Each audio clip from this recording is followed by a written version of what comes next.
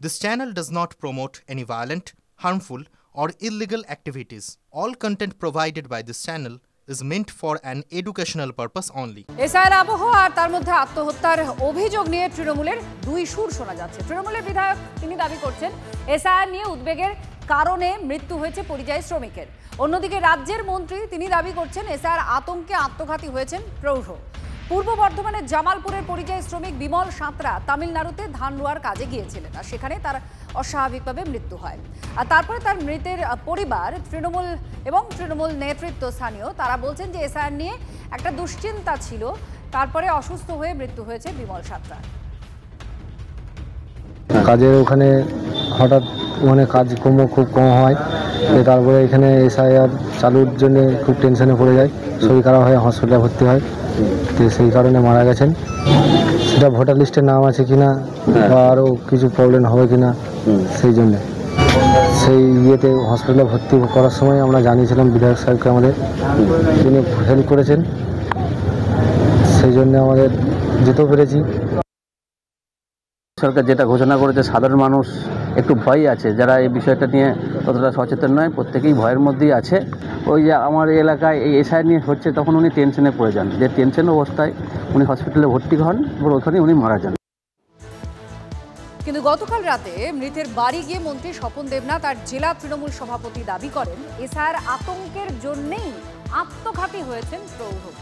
SIR আতঙ্কেই আত্মঘাতী হয়েছেন প্রৌঢ়, এমনটা দাবি করা হয়েছে। এসআইআর আতঙ্কে তো বহু মানুষ তাদের আত্মহত্যা করছে। বর্তমানে জামালপুরে নবগ্রামে উড়িয়াপাড়ায় বিমল সাঁতরা আত্মহত্যা করল। আমাদের সৌরভারতীয় সাধারণ সম্পাদক অভিষেক বন্দ্যোপাধ্যায় তার পরিবারের কাছে যাওয়ার জন্য আমাদের জেলা সভাপতি রবিবাবুকে বলেছেন, আমাকেও ফোন করেছেন, আমরা দুজনেই এসেছি। আর এর জন্য দায়িত্ব নির্বাচন করেছে। যেভাবে করা হচ্ছে আতঙ্কে দেখতে পাচ্ছেন, এর আগেও বহু আত্মহত্যা করেছে, বর্তমানে আরেকজন আত্মহত্যা করেছে। গরিব মানুষ, আমরা তার পরিবারের পাশে আছি এবং এসআইআর নির্বাচন কমিশনের জন্য দায়ী বলে মনে করি। এই ঘটনাটা প্রমাণ করে এর আগেও তো অনেকে মারা গেছেন, আত্মহত্যা করেছেন, দেখছেন তো আপনার কাগজে। আজকে বর্তমানে এটা হলো। উনি পরিযায়ী শ্রমিক হিসাবে তামিলনাড়ুতে কাজ করতে গিয়েছিলেন, কিন্তু এরই মধ্যে এসআইআর এর কথা সবাই জানতে পেরেছেন, বিশেষ করে যারা বাইরে আছেন এবং আতঙ্কেই ছিলেন যে তাদের নাম হয়তো বাদ চলে যাবে, হয়তো দেশ থেকে চলে যেতে হবে। এই চিন্তার মধ্যেই তিনি আত্মহত্যা করেছেন। পোস্টমর্টম রিপোর্ট বলেছে যে উনি বিষ পান করে আত্মহত্যা করেছেন।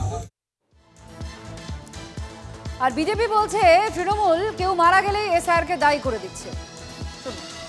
জায়গা থেকে ভারতীয় জনতা পার্টির প্রত্যেকটা কার্যকর্তা সমস্ত মানুষের জন্য পাশে থাকে এবং আছে, মানুষকে আশ্বস্ত করছে। আর তৃণমূল তাদের ময়দান সরে যাচ্ছে, আতঙ্কিত, কে কোন পরিস্থিতিতে মারা যাচ্ছে। দেখুন, কালে কোনো শ্মশানে এসে বসে থাকবে, শ্মশানে এসে বসে ওদের একটাই কাজ হবে যে দাবি করবে যে এটাও এসআইয়ের জন্য মরেছে, কিন্তু আদৌ সেই বিষয়টা নয়। উনি হয়তো অন্য কোনো কারণে, হয়তো শরীরের কোনো রোগগ্রস্ত কারণে বা কোনো কিছু প্রবলেমের জন্য হয়তো মারা যেতে পারে, তাই এসআইআরটা নিয়ে হতে পারে না। কিন্তু তৃণমূল আতঙ্ক ছড়াচ্ছে, তাই তাদের মুখ দিয়ে এই কথাটা বেরোচ্ছে। তারা যদি আতঙ্ক না ছড়ায়, সাধারণ মানুষ কিন্তু আতঙ্কিত নয়। নির্বাচন কমিশন কোথাও বলেনি যে রাজ্য থেকে সবাইকে তাড়িয়ে দেওয়া হবে। এসআইআর তো ভয় সৃষ্টি করেনি, এ রাজ্যে ভয় তৈরি করা হচ্ছে, আর এমন ভয় দেখানো হচ্ছে যে মানুষের মৃত্যু হচ্ছে। এই মন্তব্য করেছেন মিঠুন চক্রবর্তী। তার মানে কি কেউ না কেউ ভয় সৃষ্টি করছে? তো এসআইআর তো ভয় সৃষ্টি করেনি, কেউ না কেউ তো ভয় সৃষ্টি করছে, যার জন্য এটা হচ্ছে। এমন ভয় দেখাচ্ছেন সে মরেই যাচ্ছে কেন? এসআইআর কমিশন তো কোথাও বলেনি যে তোমাদের তাড়িয়ে দেবো বা তোমরা ভোট দিতে পারবে না। কারা ভোট দিতে পারবে না? আবার বলছি, অভারতীয় যারা, এখন সে যদি অভারতীয় হয়, আমার কিছু বলার নেই। মিঠুন চক্রবর্তীর বারবার ফিরে আসাটা আমার ওই পাগলা দাসুর মতো মনে হয়, যে পড়ে গেলেও তারপরে আবার আসছে ফিরিয়া টাইপের।